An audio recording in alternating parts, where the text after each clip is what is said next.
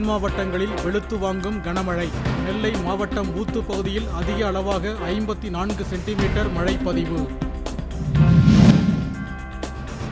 அந்தமான் கடல் பகுதியில் 48 மணி நேரத்தில் உருவாகும் காற்றழுத்த தாழ்வு பகுதி. மீனவர்கள் கடலுக்கு செல்ல வேண்டாம் என அறிவுறுத்தல்.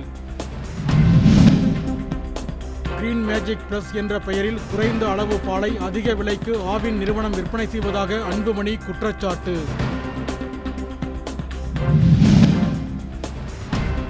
நீர்வரத்து அதிகரித்துள்ளதால் மேட்டூர் அணை நீர்மட்டம் 117 அடியாக உயர்வு. விரைவில் முழு கொள்ளளவை எட்ட வாய்ப்பு.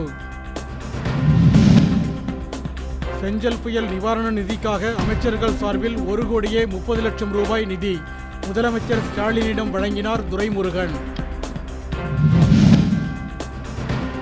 அனைத்து குடும்ப அட்டைதாரர்களுக்கும் செஞ்சல் புயல் நிவாரணம் கோரி விழுப்புரம் அருகே பாட்டாளி மக்கள் கட்சியினர் சாலை மறியல்.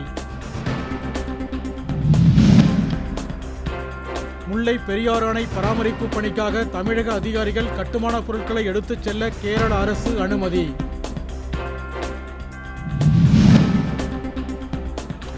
உலக சதுரங்க வாகையர் பட்டம் என்ற குகேஷுக்கு 5 கோடி ரூபாய் பரிசுத் தொகை அறிவித்தது தமிழக அரசு. நாகை மாவட்டத்தில் சிதிலமடைந்துள்ள ஆழிப்பேரலை வீடுகளுக்கு பதிலாக புதிய வீடுகள் கட்ட நடவடிக்கை. அமைச்சர் அன்பில் மகேஷ் தகவல். திரையரங்க கூட்ட நெரிசலில் பெண் உயிரிழந்த விவகாரத்தில் கைதான நடிகர் அல்லு அர்ஜுன் மீது 4 பிரிவுகளில் வழக்கு பதிவு.